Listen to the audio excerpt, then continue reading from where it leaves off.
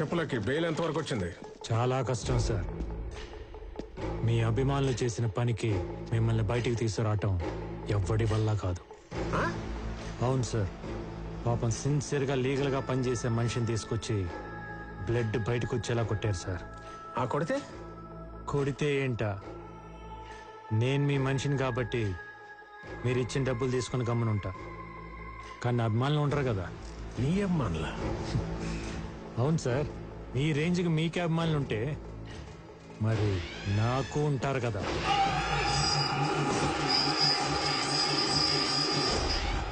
Hard core fans.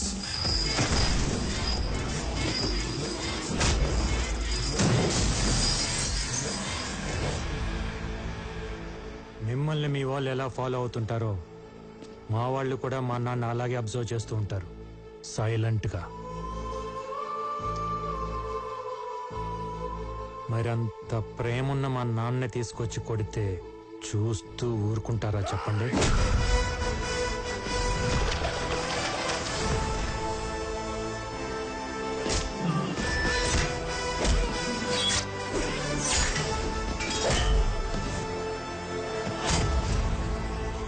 అందులోనూ అభిమానులంటే మీ వాళ్ళలాగా ట్విట్టర్లో ట్విట్లు వేసుకొని ట్రోల్ చేసుకునే సోషల్ మీడియా బ్యాచ్ కాదు సార్.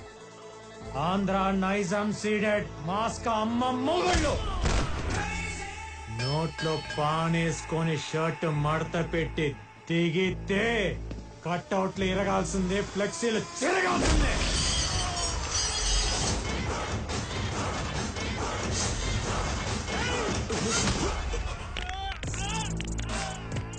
అన్నట్టు మీకు చెప్పడం మర్చిపోయా, నా ఫ్యాన్స్ లో ఒక సైకో నా కొడుకున్నాడు. వాడికి మా నానంటే మరీ పిచ్చి. ఈ లచ్చిగాడి కత్తి పట్టుకొని మా నాన్న పడవటానికి వస్తే వాడిని కొట్టాడు చూడండి. మీరు అలాగే లైన్లో ఉండండి సార్, చెప్తా.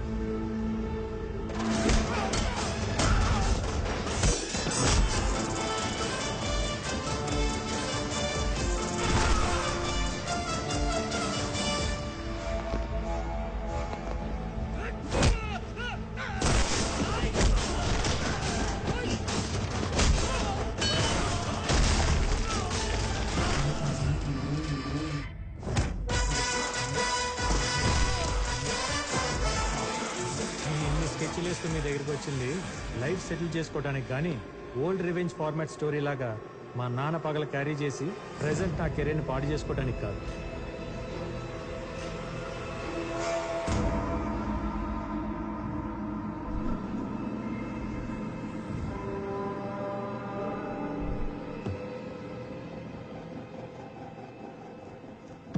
ఏంటి అలా చూస్తున్నావు?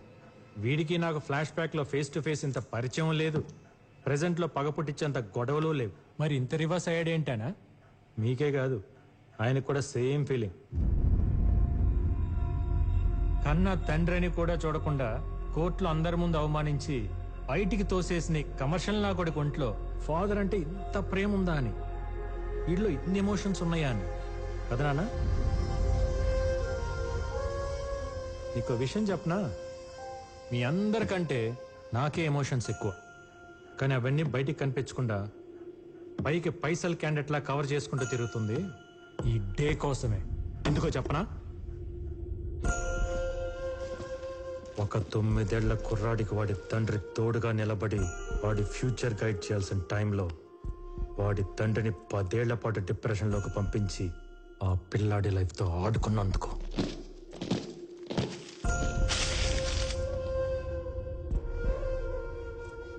ఈ ప్రపంచానికి జడ్జి అయినా ఇంటికి రాగానే చిన్న పిల్లల్లా నవ్వుతూ ఆడుకునే నాన్న ఫేస్లో నవ్వు తీసేసి నాకు నరకం మిగిల్చినందుకు.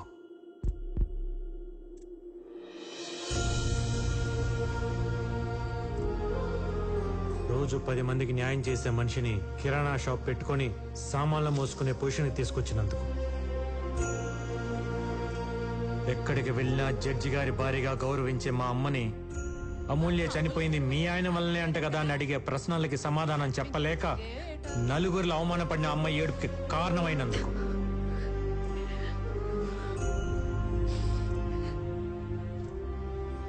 మర్చిపోలేని సంఘటనని పదే పదే గుర్తు చేసుకుంటూ దానికి కారణమైన నిన్ను ఏమీ చెయ్యలేక మత్తులో దాన్ని తుడిచేయాలని తాగుడికి బానిసై చెత్త కుప్ప పక్కన పడిపోతే అర్ధరాత్రి వెతుక్కుంటూ వెళ్ళి మా నాన్న చూడకూడన స్థితిలో చూసినప్పుడు నా గుండె ఎంత బద్దలైపోయి ఉంటుందో నీకు తెలుసా?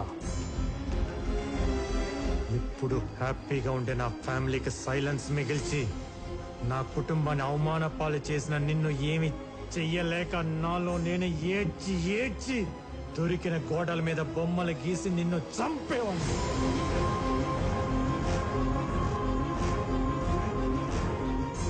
నా చిన్నతనం గురించి ఎవరికన్నా చెప్పాలంటే కన్నీళ్లు, నిద్రలేని రాత్రులు, ఈ చేత్తో గీసిన చెత్త గీతలు తప్ప ఇంకేం మిగలకుండా చేశాను.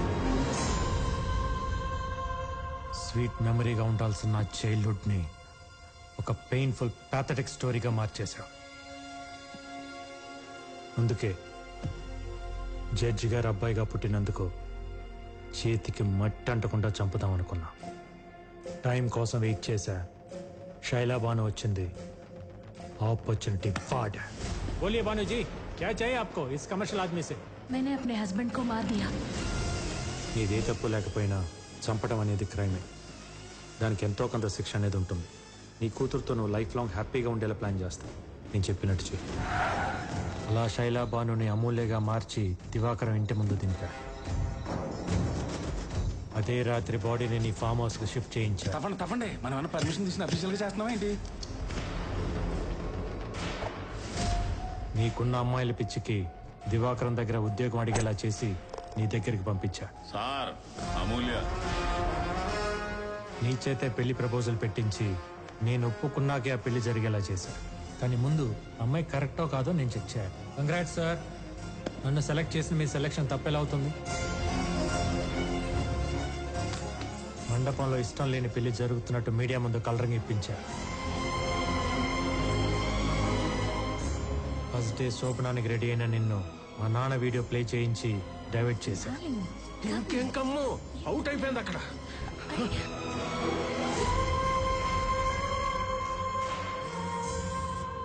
నువ్వు అనుకున్నది యాజ్ టీజ్ గా జరుగుతుంది. 2 minutes లో లైవ్ టెలికాస్ట్. ఈ ప్రమాణ స్వీకారాన్ని నీ పతనానికి ముహూర్తంగా పెట్టి ప్రపంచానికి నిన్ను ఒక హంతకులా పరిచయం చేసి నిన్ను పూర్తిగా కార్నర్ చేశా.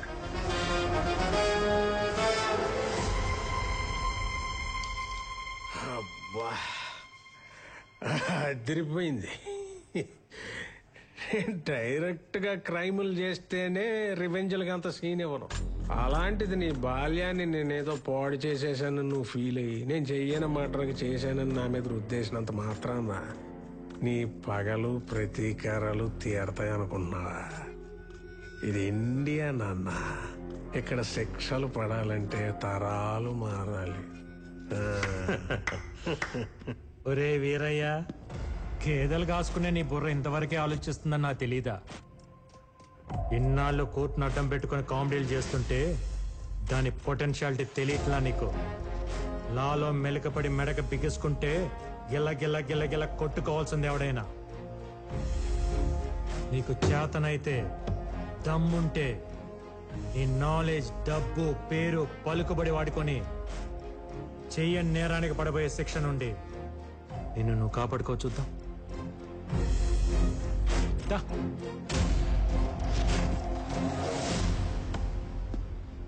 బాగుంది కదా? రెగ్యులర్ రివెంజ్ ఫార్మాట్ లో కొత్త లీగల్ పాయింట్. సమ్మగా ఉంది, మజా వస్తుంది. దా.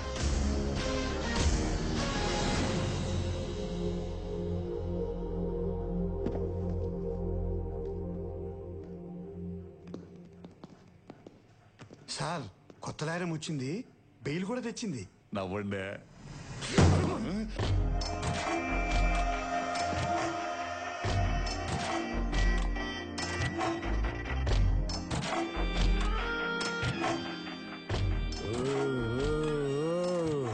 ఏందా సౌండ్? మడిసి అన్నాక కుసింత కళాపోసన ఉండాలని డాడీ అంటుండేవారు. లేకపోతే మడిసికి గుడ్డుకి తేడా ఎటు ఉంటుందని. ఆయన అన్న ఆ మాటను పట్టుకుని కనపడిన దాన్నల్లా కళాపోషణ చేసి చేసి చివరికి ఒక ఆవిడ పెట్టిన కేసులో ఇరుక్కుని లాయర్ని కలవడానికి వచ్చినాం. ఇప్పుడు ఆవిడనే గెలిగితే ఇలా కూడా మిగలవు సామే. లాయరా?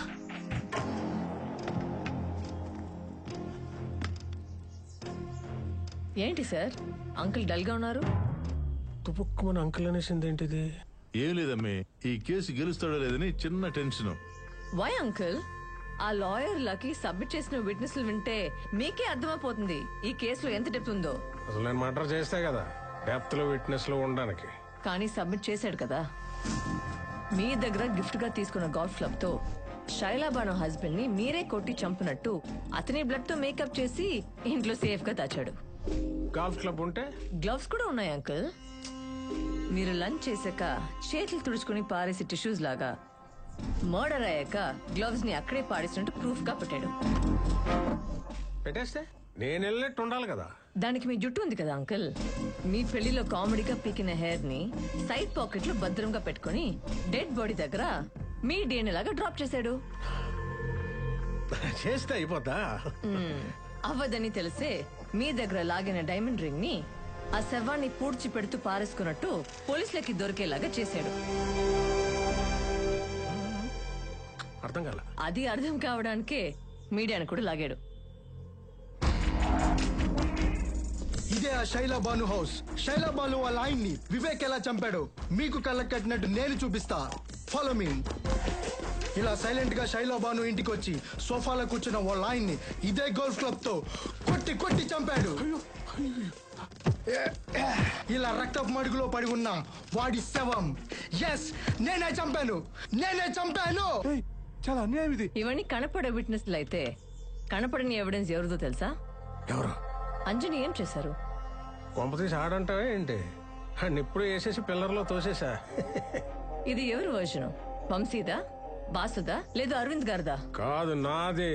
రే అంజుబాబు, జాగ్రత్తగా బయలుదేరమ్మా. నేను ఫోన్ చేసి చెప్తేనే నా అభిమానులని సజీవ సమాధి చేశారు. నా దగ్గర ఇంకొక వర్షన్ ఉంది, డైరెక్టర్ది. మీరు చేసిన ఫోన్ కరెక్ట్, చెప్పిన మాటలు వాస్తవమే. కానీ అటేపు అంజని కొట్టి చంపలేదు. హలో సార్, వీడు పోయేలా ఉన్నాడు, ఒకసారి మాట్లాడండి. రే అంజుబాబు, జాగ్రత్తగా బయలుదేరమ్మా. నా ఖర్చులతో నా అభిమానుల సపోర్ట్ తీసుకొని నిన్ను సాగనంపుతున్నా. ఆ లక్కీకి మీరిచ్చిన విల్లాని, చెక్ ని క్యాష్ చేసి మీ అభిమానులకి పంచి కిడ్నాప్ అయిన క్యాండిడేట్ ని రాజాలాగా తీసుకెళ్లిపోయాడు.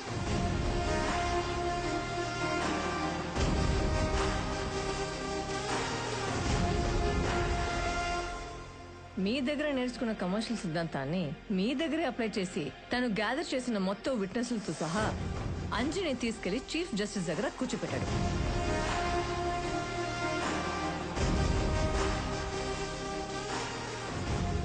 ఒక తండ్రిని గెలిపించడానికి కొడుకుగా ఇదంతా చేసిన ఒక లాయర్ గా లాని కూడా గెలిపించడానికి ఏ లాయర్ కూడా మీ కేసు టేకప్ చేయకుండా ఈ రోజు బార్ కౌన్సిల్లో అతని శైలిలో రిక్వెస్ట్ చేశాడు.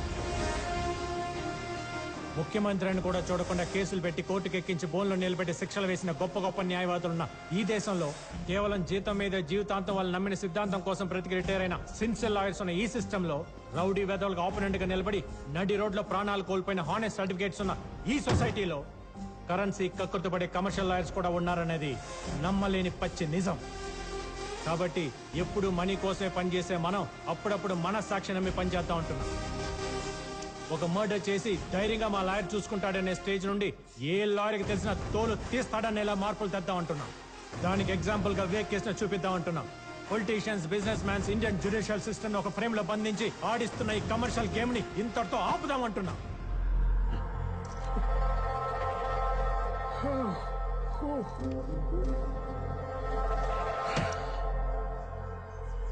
అయితే ఇప్పుడు నా వైపు నేను కూడా రాను అంకుల్. ఎందుకంటే మీరు వస్తూనే వంకరగా చూసిన చూపులకి నా వీపు హట్ అయింది.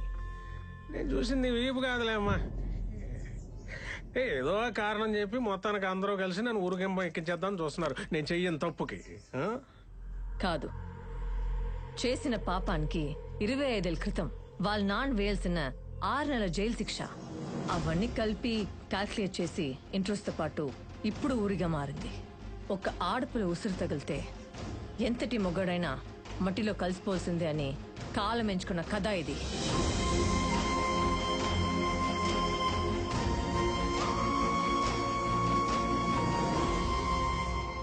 ఆడి చెప్పాల్సిన డైలాగ్ వెర్షన్ కూడా నువ్వే చెప్పేస్తున్నావు. బిగినింగ్ నుండి వీళ్ళను అని చివరికి సిస్టమ్ అంతా ఒక్కడి చేసి ఇప్పుడు ఆడి హీరో అయిపోదాం అనుకుంటే నేను చూస్తూ ఊరుకుంటానా? చచ్చినా ఊరుకోను. బయటకు వచ్చిన ఆడియన్స్ నా పేరు మాత్రమే చెప్పుకోవాలి. గ్రేట్ ఆంధ్ర, తెలుగు 360, తుపాకి, తెలుగు 1, 2, 3, మిర్చి 9, ఐడిల్ బ్రెయిన్ అందరూ నా గురించి రివ్యూస్ రాసేలా చేస్తా. అంకుల్ ఏదో ఒకసారి మావయ్య అన్నమ్మా. మావయ్య చాలు ఊరుకమ్మ ఎక్కేస్తాను.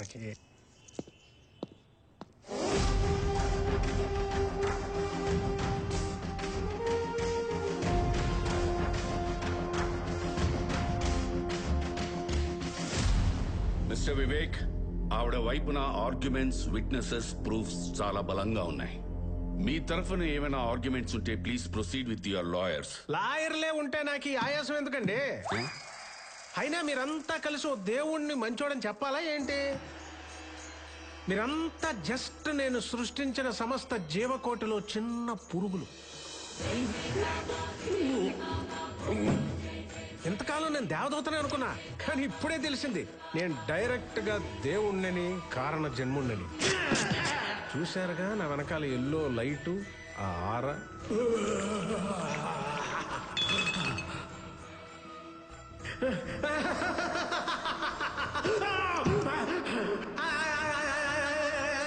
పాపం బాగా పేరుకుపోయినప్పుడు నేచర్ ఆ చెత్తనా కొడుకు చైనా వాడి సహాయంతో కరోనా వైరస్ సృష్టించి ఈ భూమి మీద పేరుకుపోయిన చెత్త, పొల్యూషన్ ని కొంత శాతం తగ్గించినట్టు నేను ఈ న్యాయ వ్యవస్థలో పేరుకుపోయిన కమర్షియల్ అనే వైరస్ ని నా వంతు తగ్గించడానికి ఈ పక్కా కమర్షియల్ లాయర్ లక్కీని సెలెక్ట్ చేసుకుని ప్రక్షాళన చేశాను.